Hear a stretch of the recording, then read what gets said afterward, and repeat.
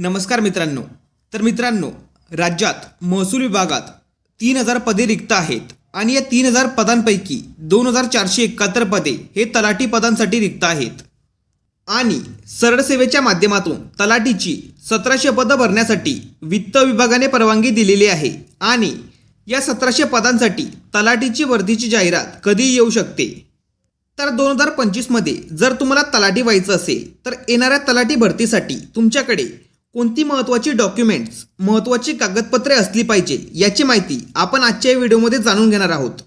कारण तलाठी भरतीसाठी फॉर्म भरताना जर एखादा डॉक्युमेंट आपल्याकडे नसेल तर आपण तलाठी भरतीसाठी कितीही तयारी केली असली तरी त्या डॉक्युमेंटमुळे आपण अपात्र होतो। त्यामुळे तलाठी भरतीसाठी लागणारी महत्त्वाची डॉक्युमेंट्स आपल्याकडे असणं खूपच जास्त गरजेचं आहे। तर या व्हिडिओमध्ये संपूर्ण डॉक्युमेंट्स आपण जाणून घेणार आहोत, त्यामुळे व्हिडिओ शेवटपर्यंत बघायचा आहे।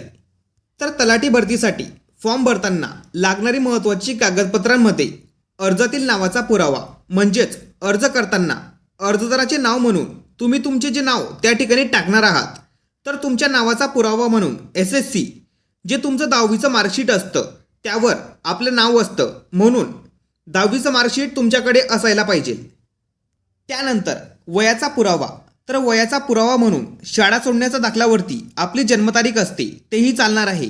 जर शाळा सोडण्याचा दाखला नसेल तर 10वीचं मार्कशीट चालतं।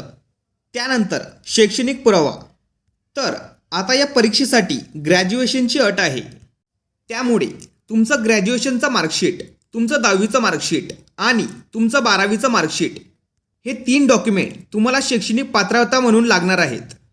त्यानंतर सामाजिकदृष्ट्या मागासवर्गीय असल्याबाबतचा पुरावा, तर आता तुम्ही एखाद्या कॅटेगरीमधून फॉर्म भरत असाल, म्हणजेच OBC, SC ST NT SBC, तर त्या संबंधित जातीचा दाखला म्हणजेच कास्ट सर्टिफिकेट तुमच्याकडे असणं गरजेचं आहे। आणि जातीचा दाखला म्हणजेच कास्ट सर्टिफिकेट तुमच्याकडे फॉर्म भरतानाच असणं गरजेचं आहे, कारण फॉर्म भरण्याची जी अंतिम तारीख आहे त्या अगोदर हे सर्व डॉक्युमेंट आपल्याकडे असणं गरजेचं आहे। त्यानंतर आर्थिकदृष्ट्या दुर्बल घटक असल्याबाबतचा पुरावा, जर आता EWSचं आरक्षण घ्यायचं असेल तर EWSचं सर्टिफिकेट तुमच्याकडे असणं गरजेचं आहे।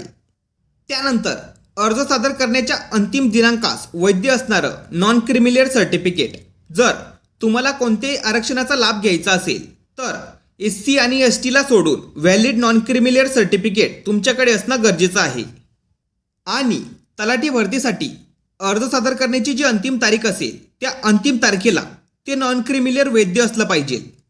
तर नॉन क्रिमिलियर सर्टिफिकेटच्या खाली दिलेलं असतं की ते सर्टिफिकेट किती तारखेपर्यंत व्हॅलिड आहे, ती तारीख एक वेळेस चेक करून घ्या आणि मुदत संपली असेल तर नवीन काढून घ्या। त्यानंतर पात्र दिव्यांग व्यक्ती असल्याचा पुरावा, जर तुम्ही दिव्यांग असाल आणि त्याचं आरक्षण तुम्हाला घ्यायचं असेल तर त्यासाठी त्याचं सर्टिफिकेट तुमच्याकडे असणं गरजेचं आहे। त्यानंतर पात्र माजी सैनिक असल्याचा पुरावा, जर माजी सैनिक म्हणून तुम्हाला फॉर्म भरायचा असेल तर त्याबाबतचा दाखला तुमच्याकडे असणं गरजेचं आहे। त्यानंतर खेळाडू असाल तर तुमच्याकडे त्याबाबतचं प्रमाणपत्र असणं गरजेचं आहे। त्यानंतर अनाथ असाल तर अनाथ असल्याचा दाखला तुमच्याकडे असणं गरजेचं आहे। त्यानंतर प्रकल्पग्रस्त, भूकंपग्रस्त असाल तर त्याबाबतचं आरक्षण मिळवण्यासाठी तुमच्याकडे त्या संबंधित दाखला असणं गरजेचं आहे, तरच तुम्हाला त्याबाबतचं आरक्षण मिळेल। त्यानंतर अंशकालीन पदवीधर कर्मचारी आरक्षणासाठी पात्र असल्याचा पुरावा, जर शासनामध्ये आधी काही काळ तुम्ही काम केलेलं असेल तर त्याबाबतचा दाखला असणं गरजेचं आहे। त्यानंतर अराखीव महिला, मागासवर्गीय आर्थिक दुर्बल घटक, खेळाडू, दिव्यांग, माजी सैनिक, अनाथ, प्रकल्पग्रस्त, भूकंपग्रस्त, अंशकालीन पदवीधर कर्मचारी आरक्षणाचा दावा असल्यास अधिवास प्रमाणपत्र म्हणजेच डोमासाईल सर्टिफिकेट तुमच्याकडे असणं गरजेचं आहे। जर यांचं आरक्षण घ्यायचं असेल तर डोमासाईल सर्टिफिकेट असणं गरजेचं आहे। त्यानंतर SSC नावात बदल झाल्याचा पुरावा, तर आता 10वीच्या प्रमाणपत्रावर आणि मार्कशीटवर तुमचं जे नाव आहे त्या नावामध्ये आणि आताच्या नावामध्ये बदल असेल आणि हे जास्त तर मुलींच्या बाबतीत घडतं। तर मुलीच्या 10वीच्या मार्कशीटवर मुलीच्या वडिलांचं नाव असतं आणि लग्न झाल्यानंतर तुमच्या नावामध्ये बदल झालेला असेल आणि आता अर्ज करताना तुम्हाला तुमच्या नवीन नावाने फॉर्म भरायचा असेल, म्हणजेच तुमच्या पतीच्या नावासोबतच, तर याबाबतचा दाखला तुम्हाला काढावा लागेल. तर यासाठी तुमच्याकडे तुमचं मॅरेज सर्टिफिकेट असेल तरी चालेल. नाहीतर यासाठी तुम्हाला एक गॅझेट म्हणजेच राजपत्र करून घेणं गरजेचं आहे. त्यानंतर मराठी भाषेचा ज्ञान असल्याचा पुरावा. तर आता जर तुम्हाला मराठी विषय 10वीला असेल किंवा 12वीला असेल तर यासाठी तुम्हाला कोणतंही डॉक्युमेंट देण्याची गरज नाही. त्यानंतर लहान कुटुंबाचे प्रतिज्ञापत्र. तर आता तलाठी पदासाठी जी जाहिरात येते त्या जाहिरातीच्या शेवटी त्या प्रतिज्ञापत्राचा फॉर्मॅट दिलेला असतो.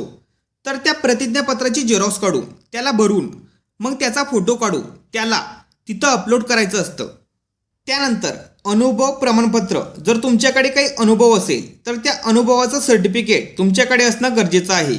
तर अशा पद्धतीने हे 18 प्रकारचे डॉक्युमेंट तलाठी भरतीसाठी आवश्यक आहेत. तर आता या 18 डॉक्युमेंटमधून जिथं जिथं तुम्ही पात्र आहात ते सर्व डॉक्युमेंट तुम्हाला काढायचे आहेत. आणि हे महत्त्वाचे डॉक्युमेंट आत्ताच काढून ठेवा, कारण अर्ज करताना हे महत्त्वाचे डॉक्युमेंट तुमच्याकडे असणं आवश्यक आहे.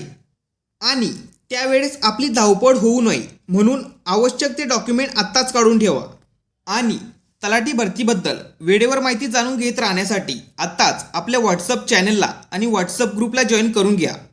आणि तुमचे जर काही प्रश्न असतील तर तुम्ही कमेंट करून विचारू शकतात.